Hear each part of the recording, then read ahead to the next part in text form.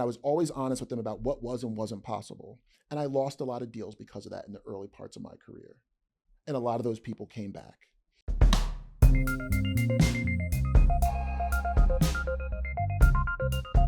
Today on Circle Live, we'll be talking to Wil Reynolds, founder and CEO of Seer Interactive, about winning hearts versus winning the algorithm, the ROI of your mother, and whether AI is a vanity metric. Stay with us. You are here with us today to talk about SEO, but you're a man of much knowledge, so we expect that we're going to be covering many different things today. I want to start with this question, though, that I think is going to be very top of mind for Circle partners who are watching. On the Seer Interactive blog, you mentioned that your company lost 80% of traffic over the last 2 years, but you were actually able to make that back 5 times through social media. What's behind that? Tell us a little bit, walk us through a little bit how you got those numbers. Cool. So the craziest thing is I also lost 90% of my headcount hours at the time that we grew our social by 1,200%. Which is just absolutely nuts. And you know how sometimes when you're a leader of something, you can be distanced enough from the data you should be tracking? And then when everybody's gone and it's just you and you have to do it all yourself, you're like, these numbers are horrible. Who set these KPIs? Oh, me. Humbling. Right? Super humbling. And I think what I realized is I was telling my team to get traffic up and they were trying. And I should have been like, no, the traffic's done. Like the traffic from search is going to continue to decrease, especially in an industry like ours. But the total addressable market of people who need answers to problems has not changed at all. And I said, where am I getting the biggest bang for my buck right now? Is it writing another blog post, 5 tips? Or is it sharing my unique perspective on LinkedIn? And the thing I didn't realize is it's much more fun to win hearts than algorithms. And I think the algorithms are getting better at understanding who's winning hearts. Just got booked for a conference in November of 2027, right? Because they couldn't get me this year. So it's on people's minds like crazy that this world is changing. And what does that mean for me? And people are going to LinkedIn for that. People are going to their WhatsApp groups for that. People are going to their Slacks for that. And I realized that all that direct traffic, you feel differently about content when it gets 100 visitors from LinkedIn versus when it gets 500 visitors from Google.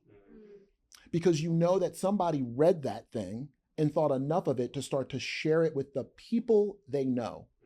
And it's interesting, if I were to share something with you, it's coming from my inbox to your inbox. Therefore, my reputation travels with what I share. If I share you a bunch of low quality articles, then you see me as a low quality person. If I'm posting crap on LinkedIn that nobody shares because it's all about me and it's self-serving and it doesn't help you, then you're not going to share that with someone else. And once I realized the impact that was having on my lead forms and other things like that, you start being like, that's the job to be done. I'm not going to go with these lower quality tactics that people are doing right now to win in search and AI, because ultimately I'd much rather be referred than to be found through a Google search, if I'm being honest. If you were to break down, for someone who's trying to figure out where their traffic and leads are coming from, what was that process you went, okay, the organic search isn't working. I think it might be social. That's the answer. Practically, how did you do that? One of my coworkers, Elisa Scharf, came up with this concept of the job to be done of marketing is to move people through being seen. So you first need to be visible. Then you need to be believed. Like once I've seen you, do I believe that you're good to solve my problem? And then maybe I will choose you. So when you think of marketing through this lens of seen, believed, and chosen, I started saying, how would I know if I was being believed by the people who saw me? And for me, it was newsletter signups from content. So then what I did, the steps that I did is I started doing 2 things. I looked at my channels and I said, by channel, what is my percentage conversion rate to signing up for my newsletter relative to the traffic? And once you put the traffic number next to the other number, you're like, wait a second, I'm getting sometimes 5 to 10x more newsletter signups as a percentage of the traffic from social. So now I started realizing it takes me 5,000 visitors to get, let's just say, 1 newsletter sign up from search, but it only takes me 500 visitors from social to get one newsletter sign up. Obviously, writing a blog, that's writing something. Writing a LinkedIn post, that's writing something. But I feel like it's different in terms of what you're saying. The length is probably much shorter. Maybe who you're speaking to is a little bit different. How you're speaking, a blog could be your brand, but a LinkedIn post, that's you. How do you think about changing how you're writing the content to adapt to the surface that you're now investing so much in? All right, girl. One of the first things that I noticed when I took over all the marketing at Seer, and it was just me, I was like, oh, why were we spending any time on the company LinkedIn? It was a waste. So I started testing things like I would put something on X and see if it moved more than usual. And we had a couple of posts that blew up on X, right? So then I knew people liked it. I would take the post and I would post it on the company LinkedIn every time it failed. Every time. Bink! Bad KPI, Will. Why were you having your people try to post stuff on LinkedIn? And then I think from the company account. So then that told me company account's a waste of time. So then it became, as much as I hate the word personal branding. I grew up from lower middle class parents. Like, what are you talking about, personal brand? Like, what do people think about me? Sounds so crazy. But I realized like, oh, when I share things, so then I would test on X, not post it to the company account, post it on my personal account, boom. And you're like, there it is. So it's a personal thing that people want. People want to know what you believe, what your opinions are, what you think. And I guess LinkedIn's been like, yeah, algorithmically, we realize that never comes from the company accounts. So therefore, I started being rewarded more for my personal side. And I went, okay, now we have to get more of our people promoting stuff. And I think there was a moment where I had to be honest with myself. And I looked at all this content we had been writing. And I realized that I didn't share 95% of the content on my blog. And because it was just me now, I'm getting all these requests. Hey, I wrote a blog post, Will. And I was like, I'm never sharing this. And I went, oh, how much content?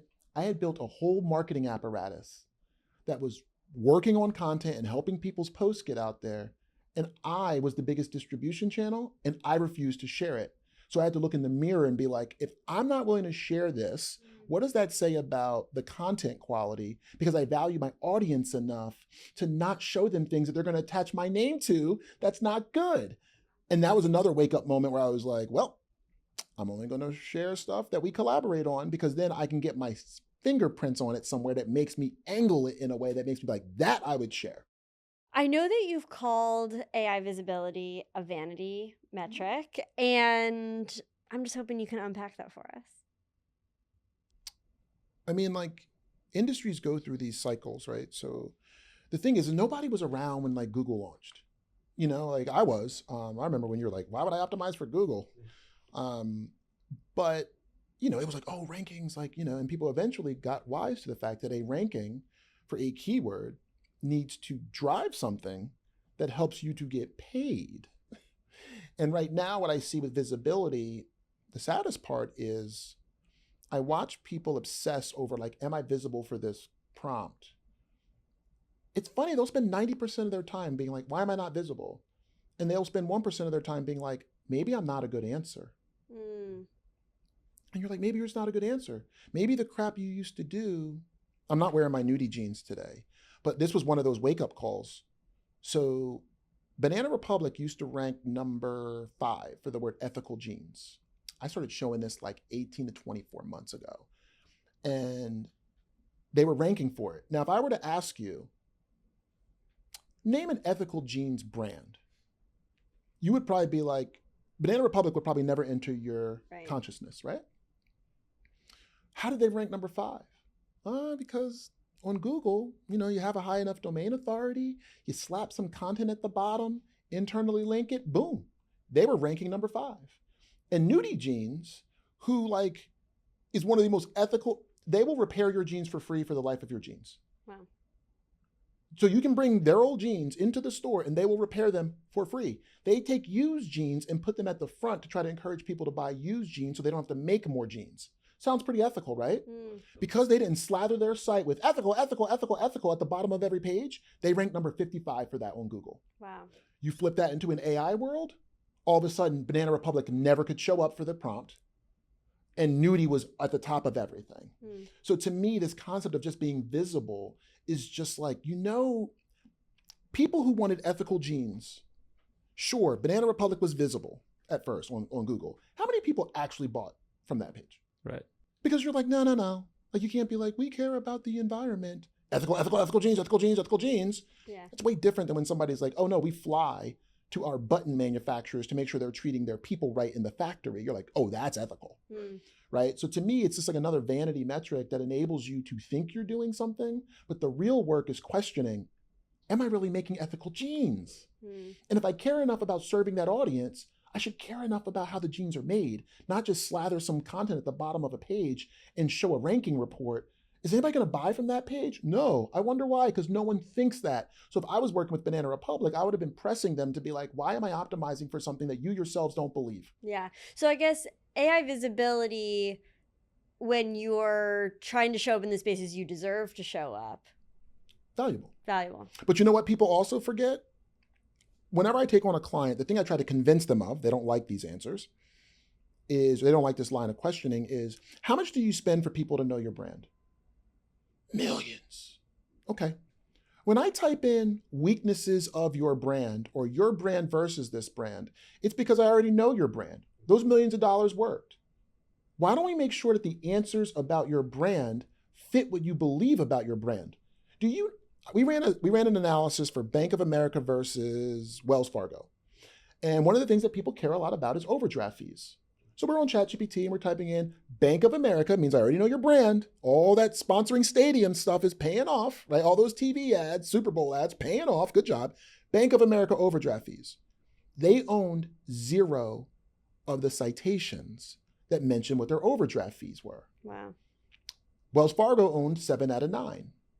So what that tells me is if Wells Fargo changes their overdraft fees, they are in control of what ends up getting into the LLM and how it works.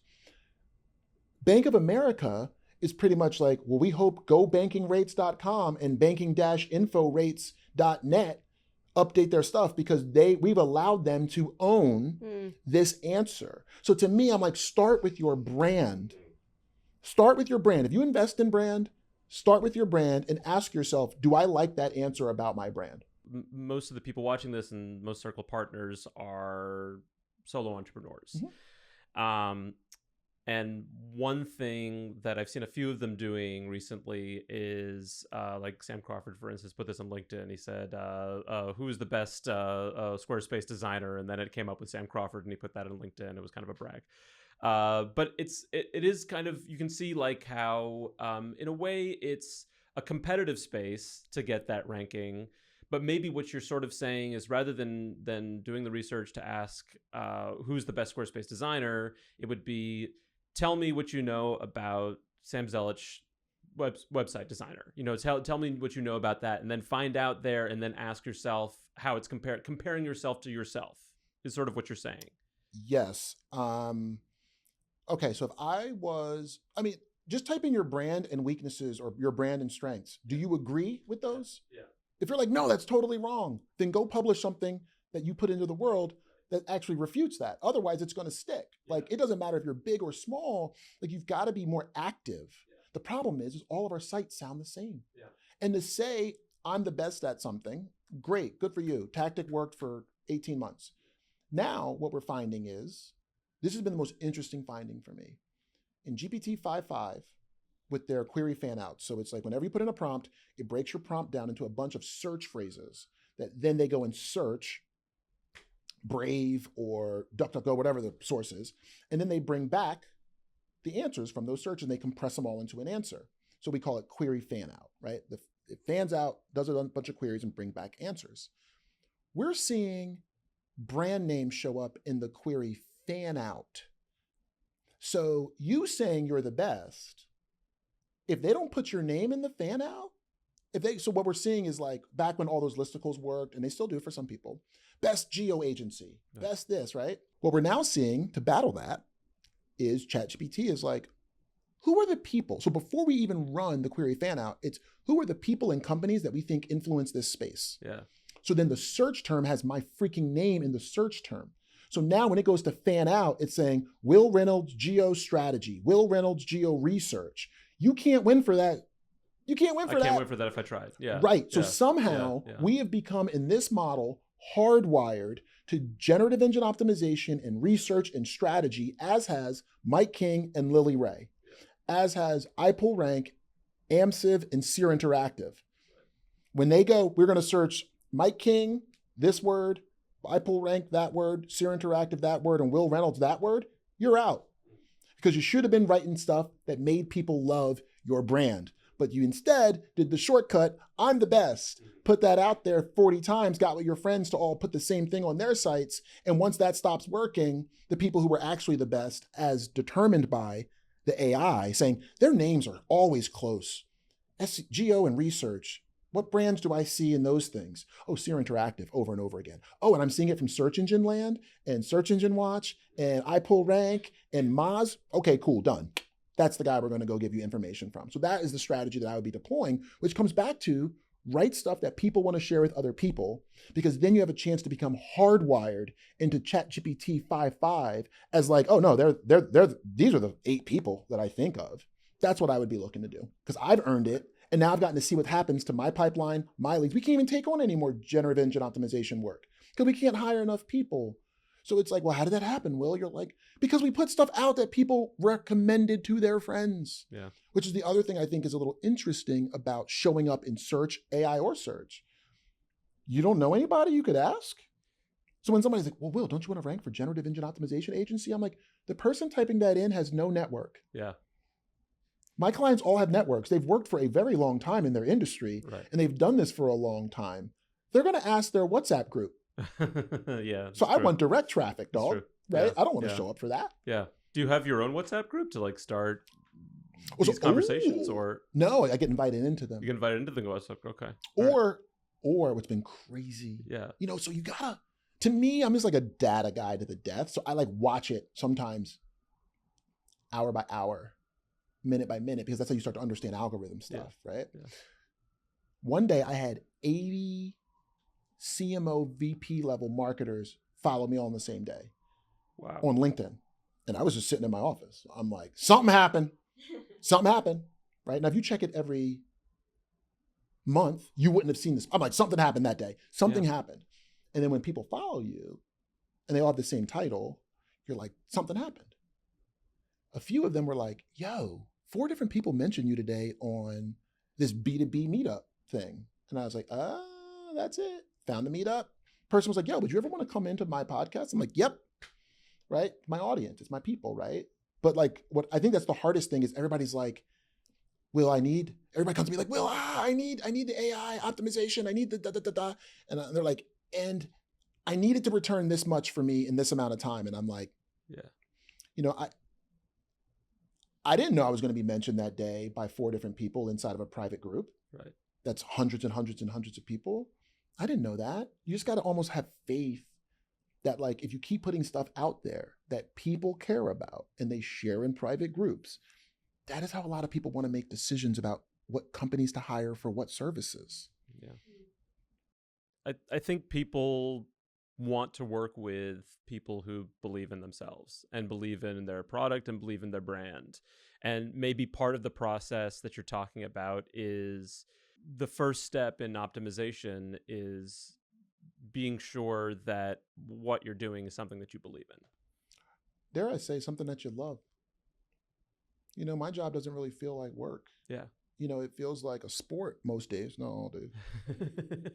And therefore, I can't help but talk about it because I'm so enthusiastic about testing and trying things and figuring it out and what works and what doesn't work. At some point, that will come through. I just had an alum who was in Egypt, of all places, at some SEO meetup thing. And she's like, there's all these people saying these really good things about Seer here. And they worked at our company for like 7 years.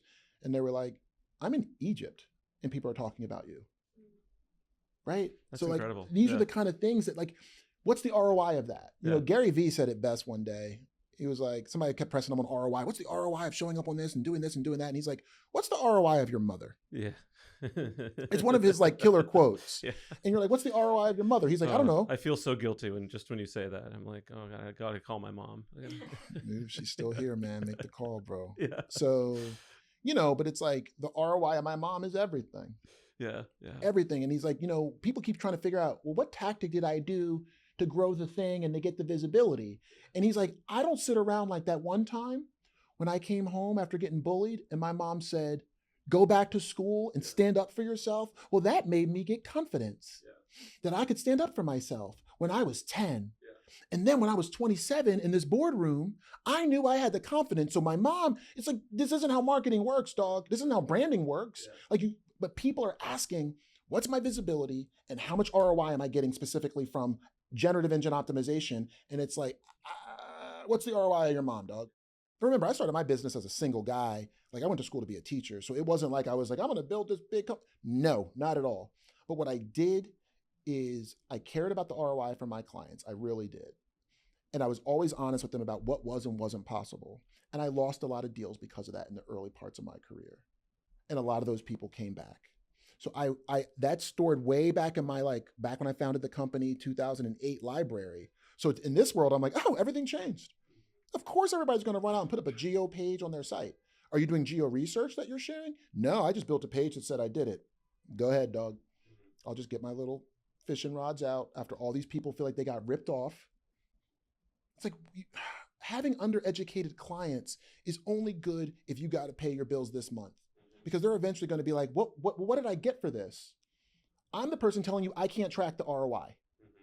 They're saying, well, I got this and you can look at this and you can look at that. And what's going to happen is when the visibility, vanity metric spikes, if you're lucky enough, and none of the money comes in from it, the biggest thing I tell clients to do is to put 2 metrics on a single slide. One of them is your visibility metric, and the other one has to be some metric that you care about. Because if you don't see both of them together, it's easy to get these reports telling you visibility's up, visibility's up, visibility's up. I guess they're crushing. But if you see revenue's been flat, you're like, okay, I get it. Like there's a funnel here. It might take some time. But if your visibility has grown X% over 12 months, and your CRM is saying, but that's not resulting in people signing up for my newsletter, people buying for the first time, people adding to cart. Maybe not everybody buys, but look for the newsletter sign up, look for the add to cart, look for those things. And if none of that's growing, dog, you're visible for the wrong. Definitely. Oh, that's great. My mind is blown by that. So visibility plus something Any else, metric. something else that you care about. And Yeah. The problem with visibility against revenue is once the money's hit the cash register, every marketer wants to show up and claim that's it. true. Yeah. The email person's like, oh, no, I sent out an email that week. That money's mine. Yeah. So what I like to do is say, everybody's going to fight for that at the end. So what I want is my first metric is visibility versus newsletter sign up. And my next metric is visibility versus add to cart, because those things are closer. So then when I come at the end and go, I think that ROI is mine, I've looked at all the other steps that lead to that. So that's the way that I look at that. And it's been really helpful for a few clients to be like, me or anyone else, if I grow your visibility, but I don't grow this, that's what. And I could also, we did a test on our site. Oh man, back in September, it just created value for us last month. I didn't know it was going to pop or not. I just said, my job is to experiment. I kind of talk to people about this like through the lens of like chess. And it's like, you want enough different pieces on the board. We're so early in AI optimization. Nobody knows what's going to work. So what you want to do is diversify your risk by saying, if I'm going to do listicles, sure, it's not my thing, but you can do that if it helps you. What are you doing to offset that if that stops working? Oh, I'm going to update my LinkedIn more. I'm going to do more of that. Great. But you want to put a bunch of different pieces, because as these things move, you're like, that stopped working. Great. I started some investments in that. I'll ramp that up or down. But if you just go all in on one tactic, we know we're early. We know these things are going to change. So I would be looking for an agency that was offering me multiple tactics, because then as they move, I've got a chance to actually continue to win versus somebody that goes all in on one thing. You know, one of the saddest things is I'm watching one of the largest brands in our space. If you take their case studies on their website and run them through Ahrefs or SEMrush, you see all the pages they're building for clients have all gotten wiped out.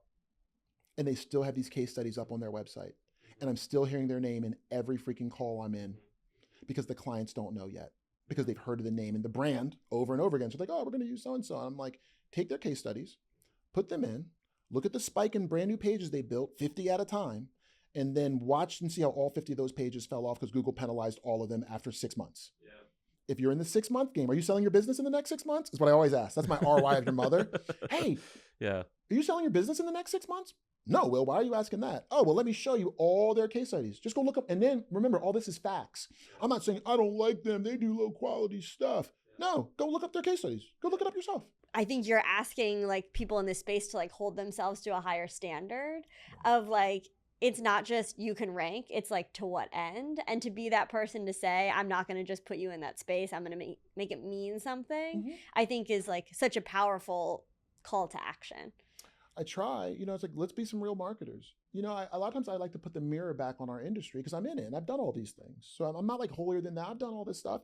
I'm like, isn't it interesting that all of our hard work and all of our research and all of our 20 years of experience gets relegated to the bottom of web pages where nobody reads it?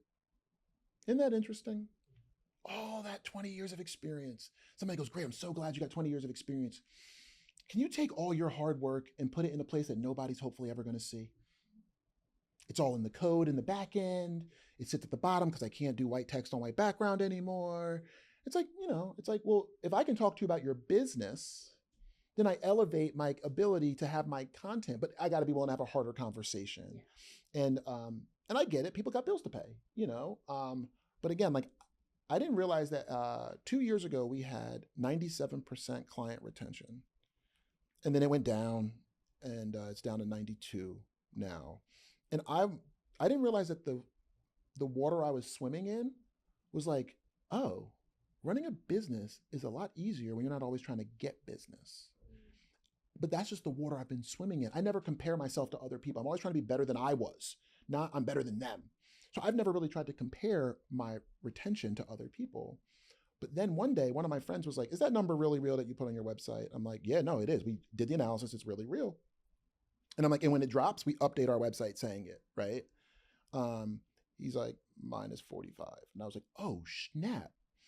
So you're constantly reselling and retrying to fill your pipe all the time because 50% of your clients are going to leave every year. That's a very different model. That creates a lot more stress. But if you're willing to say to your client up front, we're not right for you because you're not ready, because we're not going to do the things that you need. So we're not ready for you. What you're betting on is that those things won't work and those people will come back to you first because you're the only person that told them the truth and tried to educate them about the risks of what they were about to do. And everybody else just showed up with their plate out saying, I'll take the money, I'll take the money, I'll take the money.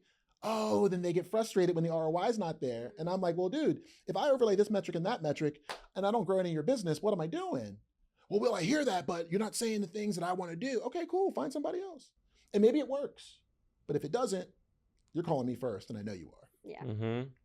So just to sum up all of this ground that we've covered today, understanding yourself, diversifying your risks, not being afraid to turn away work that you don't think is right for you, making sure you're working with educated customers. Am I missing anything? The one thing I would add to that is like part of how you grow on a LinkedIn channel or whatever is like you make yourself available to help people. Totally. So my thing is this conversation should not stop here. If somebody's read something or heard something and they want to engage, they should just leave comments. Like I will get back to people. I record Looms on my phone. Hey, I saw you said this, blah, blah, blah, blah. I'll leave people voice messages on LinkedIn. Like I'll do whatever I can to try to help people continue from here. So they should hit us up. The generosity continues. Give us your comments. Tap into this wealth of information. Will, thank you so much. This has been so great today. I appreciate you guys having me here.